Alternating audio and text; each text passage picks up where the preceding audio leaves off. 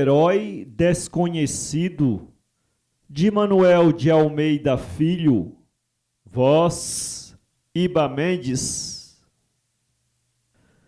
Eu pensei não versar mais nenhum romance estrangeiro, de história de princesa, nem fada nem feiticeiro, pensando só contar fatos do folclore brasileiro.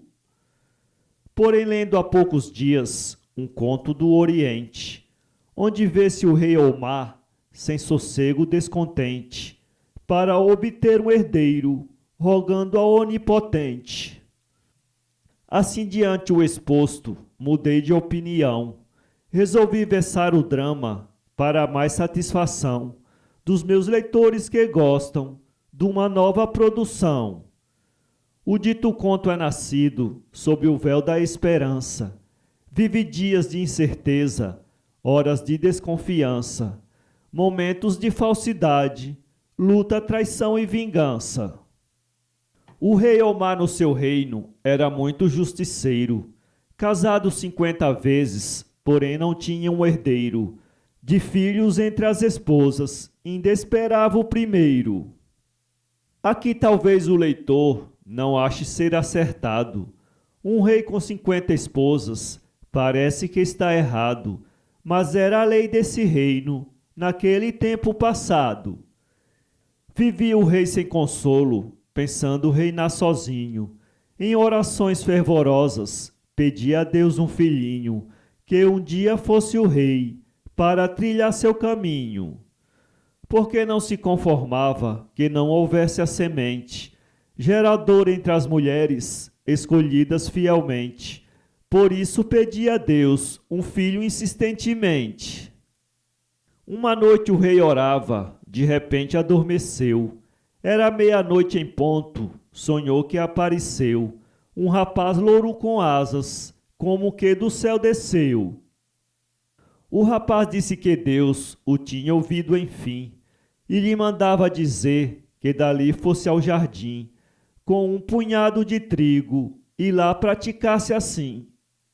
Fizesse uma oração aos poderes verdadeiros, e contasse os grãos de trigo, semeando-os nos canteiros, que os caroços semeados era o número de herdeiros. O rei Omar, nesse instante, de prazer quase arrebenta, acordou-se atarantado, numa ambição ciumenta. Em vez de um herdeiro agora, ele queria 50. Assim foi para o jardim, contou os 50 grãos, e rezando semeou-os com as suas próprias mãos, pedindo a Deus que os filhos fossem todos bons irmãos. Então das 50 esposas, chegando ao terceiro mês, 49 sentiram inícios de gravidez. Só houve uma finalmente, que não teve a sua vez. Era a mais linda de todas, pelo rei a mais amada, porém por esse motivo, por ele foi desprezada, julgando-a desmerecida e até por Deus condenada. Ainda esperou 6 meses, pensando mudar-lhe a sorte, porém não ficando grávida, com uma justiça forte, o rei achou que devia dar-lhe a sentença de morte. Porém os seus conselheiros suplicaram ajoelhados, para que o rei Omar ouvisse os seus comandados, não assassinasse a Ida, perdoasse os seus pecados. Depois de muitos pedidos, o rei Omar atendeu, mas expulsou-a do reino, ela triste obedeceu, para um reino bem distante, de um rei parente seu. A pobre Aida chegando no reino do rei Simão, no mesmo dia sentiu sinais de gravidação, descreveu ao rei amigo a sua situação. Rei Simão na mesma hora, para saber da verdade, convocou uma parteira que havia na cidade, para examinar a Ida, provando a realidade. O rei, depois do exame, feito com toda a perícia, despachou um portador para levar a notícia ao rei Omar, que estava dentro do mar de delícia. O rei Omar, quando soube, sentiu-se mal satisfeito. Ficou muito arrependido diante o que tinha feito, mas estava decretado, não mais podia dar jeito. Apenas mandou dizer, com uma ação decidida, ao rei Simão que cuidasse da sua consorte Aída, e o filho, quando nascesse, zelasse por sua vida. Também enviou um dote para que o rei Simão tratasse bem da esposa, com merecida atenção, e ao filho, quando nascido, desse toda a educação. Enquanto a princesa Aída lá cumpria o seu destino, no palácio de Omar ia nascendo o menino. Nasceram 49, só do sexo masculino. Com a filhará do rei, quase morre de alegria. Correndo de um lado a outro, lutava de noite e dia, quase não se alimentava e muito pouco dormia. Enquanto isso, a princesa, no exílio, deu à luz a um menino formoso, de beleza que reluz, que recebeu no batismo o nome de Agabus. O rei Simão mandou logo um portador avisar ao rei Omar que, sabendo, não pôde se dominar. Arrependido chorou, mas não tinha jeito a dar. Mandou presentes ao filho, porém pedindo com medo ao rei Simão e à esposa que guardassem o segredo, para que Agabus nunca descobrisse aquele enredo. Pediu ao rei que o criasse como seu filho adotivo e nunca lhe revelasse o verdadeiro motivo do porquê daquilo tudo, nem que o pai estava vivo. Assim Agabus crescia, exibindo belo porte, musculoso e inteligente, como um navegante forte, guiando o barco da vida no oceano da sorte. Nos estudos assombrou até os seus professores. Teve o primeiro lugar nos cursos superiores, uma inteligência rara dentre os maiores valores. Treinou em todas as armas, florete, lança e espada. Em torneios perigosos, topava toda parada, entre os guerreiros famosos daquela época passada.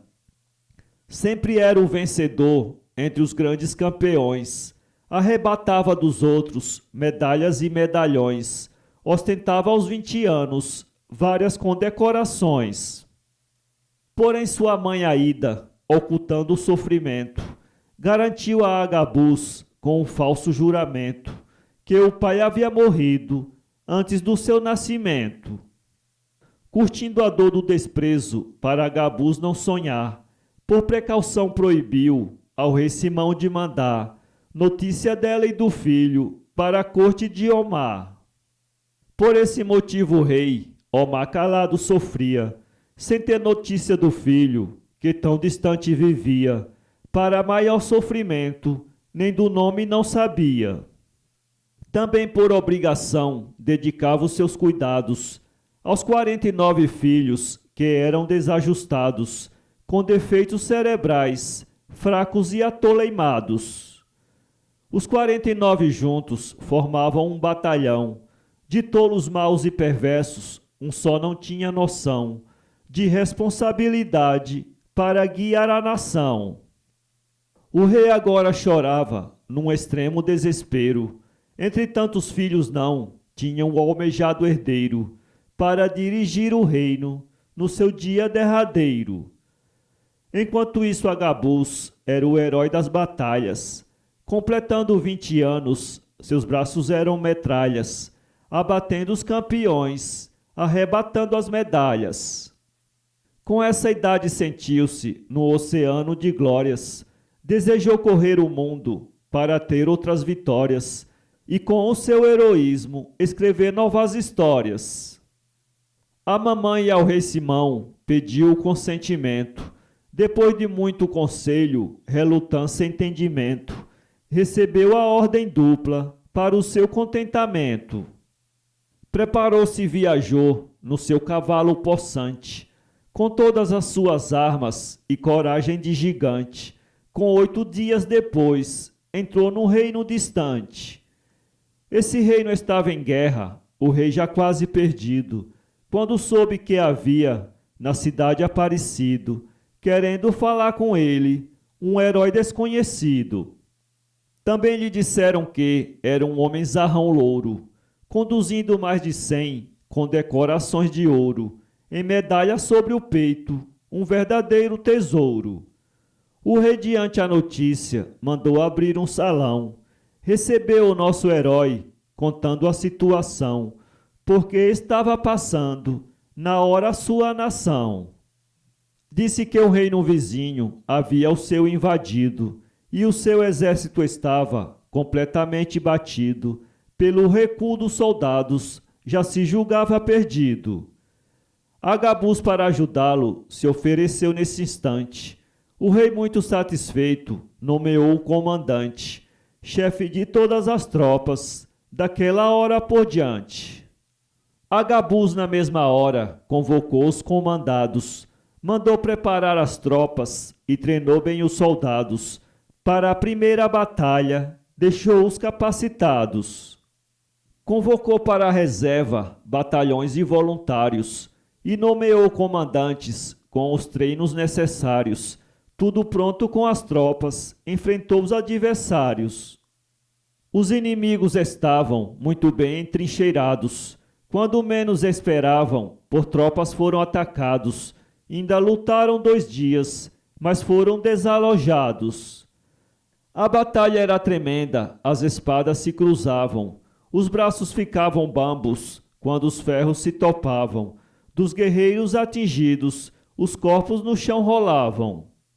Enquanto uns recuavam, outros iam avançando, pisando em cima dos mortos, ao inimigo atacando, corpo a corpo, vida ou morte, palmo a palmo conquistando. Morriam de parte a parte, corpos viravam bagaços. Uns tombavam sem cabeças, outros sem pernas nem braços. Rolavam corpos partidos em 4 e 5 pedaços. As tropas de Agabus, enquanto iam avançando, para suprirem as baixas, reforços iam chegando, e as forças inimigas, de mais a mais recuando. Até que o nosso Agabus, com suas tropas guerreiras, expulsando os inimigos, ultrapassou as barreiras, trouxe a vitória deixando guarnecida as fronteiras. Empunhando em suas mãos a bandeira da vitória, quando entrou na cidade, teve a sua maior glória, por escrever mais um feito no livro da sua história. A cidade estava em festa, entre os maiores louvores. Agabus entrou na frente, sob o ruflar dos tambores, pisando o solo das ruas, atapetado de flores. Foi recebido em palácio, com honras de marechal, agraciado em seguida, com a ordem principal, uma estátua de ouro da princesinha real. O rei ainda pediu para ele demorasse, que lhe daria a princesa, para com ela casasse, que ficou apaixonada, em ponto de alucinar-se. Agabus agradeceu as honrosas homenagens, dizendo que precisava conhecer outras paragens, colher novas aventuras, conquistar outras vantagens. Deu uma satisfação quanto ao oferecimento, feito verbal pelo rei, da princesa em casamento, aplaudido e festejado, seguiu no mesmo momento. Viajou 14 dias, já quase desprevenido, entrou em um outro reino, aonde foi recebido, com as honras de um herói, e pelo rei aplaudido. O rei, vendo no rapaz um guerreiro destemido, não perguntou de onde vinha, nem onde fora nascido, apenas soube do nome do herói desconhecido. Convidou-o para que ficasse no seu estado, uns meses para ajudá-lo no seu trabalho pesado, que depois, quando saísse, seria recompensado. Aos 49 filhos, para Agabus ensinar as instruções necessárias na arte de guerrear, educação para que aprendessem a respeitar. O nosso herói aceitou com gosto as obrigações. Aos 49 príncipes começou dando instruções, mas eles o odiaram, desde as primeiras lições. O rei, muito satisfeito, vendo os filhos estudando, Agabus com paciência, a cada um ensinando, mas a semente do ódio neles ia germinando.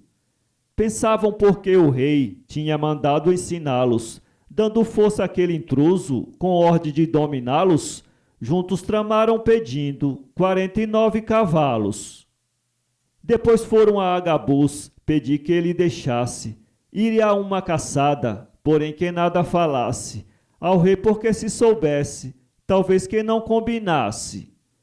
Agabus fez ver a eles a responsabilidade, porém todos afirmaram com a maior falsidade que pela tarde sem falta estariam na cidade. Era feita por vingança a trama da covardia. Quando o pai os procurasse, Agabus nada sabia, para conformar o rei e a confiança perdia.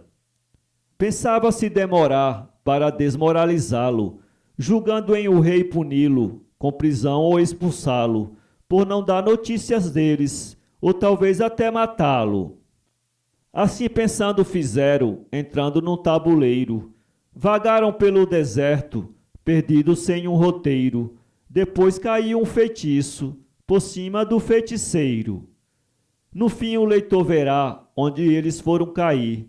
Vamos encontrar o rei, já em ponto de explodir, e Agabus sem poder da armadilha sair. Enquanto várias patrulhas iam por todos os lados, procurando os fugitivos, matos eram vasculhados, perderam-se as esperanças, porém não foram encontrados. Por essa falta Agabus sofreu uma pressão forte. Se não fosse um estrangeiro, teria a pena de morte, mas foi expulso do reino, saiu lamentando a sorte. Montado no seu cavalo, com a moral abalada, teve num longo deserto 10 dias de caminhada, quando avistou um castelo, muito fora da estrada. Seguiu direto ao castelo, perto viu uma janela. Do casarão solitário, uma jovem muito bela, ficou abismado olhando uma aparição daquela. Observou que a moça lhe dizia que parasse, acenando com a mão que não se aproximasse, parecendo haver perigo, lhe pedia que voltasse. Agabus parou um pouco para mais observar. A moça continuava, acenando sem cessar. Diante de tal mistério, resolveu se aproximar. Fez carreira no cavalo, perto do muro parou. Olhando para a donzela, o que havia perguntou. Ela, assustada, medrosa, dessa maneira falou: Fuja, fuja enquanto é tempo, dispõe de poucos instantes. Sou uma prisioneira, atraindo os viajantes, para serem devorados por dentes extravagantes. Mora aqui neste castelo, com uma gula tirana, um monstro negro perverso, que só come carne humana. 21 seres humanos devora numa semana. Morre um pela manhã, para o monstro merendar. Outro é morto ao meio-dia, para o bandido almoçar. Um terceiro pela tarde, para servir de jantar. Agabus disse danou-se, nunca vi monstro tão ruim. Quero ver se o bucho dele também vai caber a mim. Só na barriga do diabo cabe tanta gente assim. A moça disse não brinque, corra logo e vá embora. Agabus disse não pense, não saio daqui agora. Ou salvo você com vida, ou o monstro me devora. Apeou-se do cavalo e disse à moça assustada: Diga ao tal monstro que venha tomar uma barrigada, que quero matar-lhe a fome na ponta da minha espada. O monstro, ouvindo os insultos, veio, abriu a fechadura do portão e apresentou sua assombrosa figura, com 3 metros de tamanho e quase 2 de grossura. Pelo corpo parecia ser irmão de Ferrabras, todo coberto de escamas, um olho adiante, outro atrás. Agabus disse: Eu agora encontrei o Satanás. Agabus, olhando bem para aquele bicho feio, perguntou com seus botões: Essa peste de onde veio? a boca com 4 palmos, os dentes com mais de meio. O monstro lambeu-se e disse, com uma voz cavernosa: você está parecendo ser uma caça gostosa. Todo animal do seu tipo tem a carne saborosa. Agabus disse, porém, a minha carne periga. Você está enganado, nunca viu como se briga. Vai comer espada agora, até encher a barriga. Dizendo isso, avançou, com a espada na mão. O monstro também partiu, com o seu espadagão. A topada dos 2 ferros estrondou como um trovão. O monstro rodopiava, dava nó como serpente. Quando a espada abatia, Agabus como um demente. Não sabia se o bicho vinha de costa ou de frente. Isso porque os 2 olhos do monstro eram colocados, um na frente e o outro atrás, vermelhos esbugalhados, girando como holofotes, viam por todos os lados. Por isso nosso Agabus espadadas recebia, vinda de todos os lados, velozmente as rebatia, e contra o monstro assassino outras tantas remetia. A espada de Agabus, quando no monstro topava, deslizava nas escamas que o aço faiscava, pela dureza encontrada, batia, mas não entrava. Também o monstro voraz, com o seu ferro na mão, não acertava Agabus, que parecia um leão, recebendo as cuteladas do enorme espadagão. A luta estava tremenda, o auge aproximou-se. A espada de Agabus, numa topada, quebrou-se. O monstro, vendo a vantagem, nessa hora aproveitou-se. Agabus, vendo o perigo, com rapidez mergulhou por entre as pernas do bicho e para o alto pulou. Com o resto da espada, no olho dele acertou. Para a desgraça do monstro, foi o olho dianteiro. Ficou maluco sem rumo, vendo só com o traseiro. Agabus deu outro pulo e furou o derradeiro. O monstro cego, o herói, correu para o seu cavalo. Armou-se com outra espada e voltou para matá-lo. O bicho estava rodando, de ninguém poder tocá-lo. Rodou até que caiu, de boca aberta no chão. Agabus aproximou-se e, com toda a precaução, meteu-lhe o ferro na boca, que cravou o coração. O monstro deu um esturro, fez careta de marmota, arrepiou as escamas como derradeira nota, estrebuchou-se tremendo, gemeu e bateu a bota. O monstro morto Agabus pelo portão esgueirou-se. A moça tinha descido, com o herói abraçou-se, num beijo tão prolongado que o rapaz apaixonou-se. Meu amor, falou a moça, você salvou minha vida, mas toda a minha família foi pelo monstro comida. Fui poupada para ser a isca do homicida. Sou uma princesa egípcia que numa infeliz viagem, com toda a minha família, numa grande carruagem, nos perdemos no deserto, vimos dar nesta paragem. Ainda lutamos, porém, fomos aprisionados, meu pai e 3 irmãozinhos, minha mãe e 2 criados, até o 3º dia, tinham sido devorados. Escapei por um milagre, porém fiquei obrigada a chamar os viajantes que passassem na estrada. Também comi carne humana para ser alimentada. Agabus, nessas palavras, foi salvar os passageiros. Saiu abrindo as prisões, soltando os prisioneiros, que saíam agradecidos, andando em passos ligeiros. Aos poucos aumentava o número de libertados. Aberto um grande salão, estavam aprisionados os 49 príncipes, como bichos amarrados. Também foram libertados, sendo já os derradeiros. Na cavalariça acharam os mais possantes sendeiros. Saíram de lá montados todos os prisioneiros. Mais de 100 dos libertados várias direções tomaram, porém os 49 com Agabus se somaram, e a princesa do Egito num comboio viajaram. Seguindo o rumo do reino, que não estava tão perto, andaram até alta noite, sem ter um caminho certo. Já cansados resolveram dormia em pleno deserto. Agabus com a princesa dos outros se separaram. Em um recanto distante, sobre a relva se deitaram. Os 49 maus, nova trama combinaram. Saíram armados de facas, furaram Agabus dormindo. Esfaqueado deixaram-no, em sangue se esvaindo, sobre os braços da princesa, depois saíram sorrindo. Com essa desgraça feita, satisfeitos viajaram. Quando o dia amanheceu, com o caminho acertaram, porém só com 5 dias, na casa do pai chegaram. Inventaram uma balela, deixando o rei conformado. Agora vamos deixá-lo e contar o resultado da princesa no deserto, com o herói esfaqueado. Toda ensopada de sangue, a princesa se mexeu. Chamou Agabus, porém, ele nem sequer gemeu. Ela, o julgando morto, pelo deserto correu.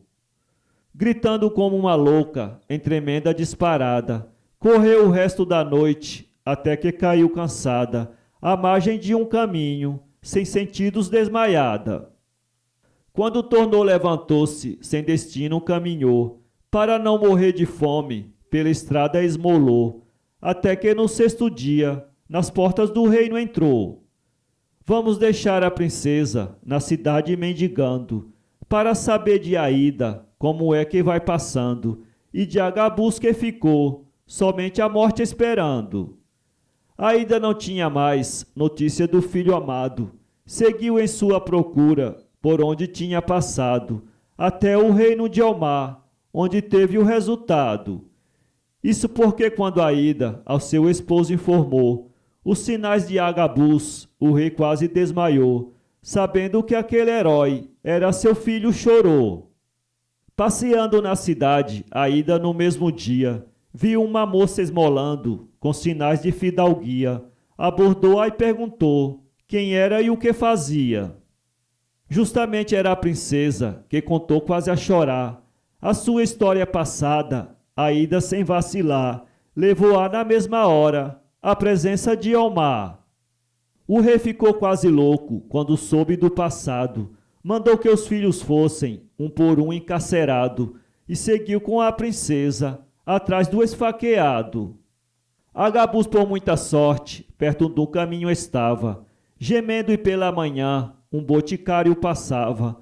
Ouvindo os longos gemidos, foi ver de que se tratava. Vendo o moço esfaqueado, com cuidado examinou. Levava medicamentos, ali mesmo medicou. Depois para a sua aldeia, no seu camelo levou. Por isso em todo o deserto, Agabus não foi achado. O rei, vendo o sangue, disse, o corpo foi carregado para longe pelas feras, e depois foi devorado. Omar voltou muito triste, depois mandou levantar no deserto um monumento, só para homenagear a memória do seu filho, que morreu nesse lugar. Os 49 príncipes, depois de investigados, ouvidos pela justiça, foram todos condenados à morte para que fossem lá no deserto enforcados. Diante do monumento, há pouco tempo erigido, iam ser mortos os príncipes, o crime ia ser punido, quando por tropas estranhas o reino foi invadido. O rei, por causa da guerra, suspendeu a execução, e todas as suas tropas enfrentaram a invasão, numa luta encarniçada para salvar a nação. Os invasores mais fortes continuaram avançando. Nós vamos deixar as tropas do rei Omar recuando, para saber de Agabus como é que vai passando. Na aldeia o farmacêutico viu que, por felicidade, os ferimentos do moço não mostravam gravidade. Curou-os com poucos dias, sem sentir dificuldade. Agabus, quando curado, agradeceu satisfeito e partiu direto ao reino, com a pergunta no peito da princesa com os príncipes, que teria sido feito? Já perto soube que o reino havia sido invadido. Foi até a uma aldeia onde era conhecido, e soube que o rei Omar estava quase perdido. Entre o povo da aldeia recrutou um batalhão, armou-o todo a machado, Cacete foi-se facão e partiu para deter as tropas da invasão. No subúrbio da cidade estava a luta travada. As tropas do rei Omar já estavam em debandada, quando viram um batalhão avançando na estrada. As duas partes ficaram atrapalhadas na linha, sem saber o poderio que o contingente tinha, nem também uma certeza em defesa de quem vinha. Os homens de Agabus, como feras assanhadas, passaram-se para o lado das tropas desbaratadas do rei Omar, que agora ficaram mais animadas. Agabus tomou a frente e deu o grito de guerra. Para matar invasores, a minha espada não erra. Um só inimigo vivo não ficará nesta terra. Com o grito do herói, os comandos avançaram. Os invasores sentiram que as forças aumentaram. A luta modificou-se, os dois flancos se fecharam. Começaram recuando, debaixo das machadadas. Os corpos eram abertos, em bandas pelas foiçadas, outros rolados ao meio, na força das facãozadas. Os soldados de Agabus iam matando de eito. Os armados de cacete tinham treinado de um jeito que com uma cacetada um defunto estava feito. Dessa forma os invasores a luta não aguentaram. Num recuo muitos soldados mortos no campo deixaram. Em 48 horas a fronteira atravessaram. Expulsos os invasores, um emissário correu e contou ao rei Omar como a vitória se deu, comandada por um homem estranho que apareceu. O rei, com essa notícia, ficou muito agradecido. Mandou que fossem chamar o herói desconhecido para homenageá-lo pelo ato merecido. Quando o rei viu Agabus, quase morre de surpresa. O rapaz também pasmou, vendo a mãe e a princesa. Entre choros e abraços, vibrou toda a realeza. Para contar as histórias, todos falaram sem medo. Cada um contou a sua, descobriu-se todo o enredo. Entre todos os presentes, já não houve mais segredo. A princesa e Agabus, com verdadeira paixão, Omar resolveu casá-los, entregar-lhes a nação, mas antes punir os filhos pela maldita traição. Porém Agabus pediu que seu pai, em confiança, fizesse o seu casamento e lhe desse sem tardança a coroa para ele próprio fazer a vingança. O rei aceitou e fez do filho todo o intento. Casou-o com a princesa no maior contentamento. Ofereceu-lhe a coroa na hora do casamento. Depois, lá para o deserto, os príncipes foram levados para o pé do monumento, serem todos enforcados. O novo rei Agabus foi punir os condenados. Tudo pronto, o rei gritou, como o rei desta nação: suspendo a pena de morte e convido a cada irmão vir receber dos meus braços a vingança do perdão. Surpreendidos os príncipes, com juras de lealdade, foram aos braços do rei receber a liberdade, quando ficou a nação nadando em felicidade. Assim foi como o herói livrou os irmãos da morte, mostrando como o perdão enobrece a nossa sorte. Invoca a fé que não erra, demonstra que aqui na terra a lei da vida é mais forte. Inscreva-se em nosso canal e visite nosso blog www.poeteiro.com.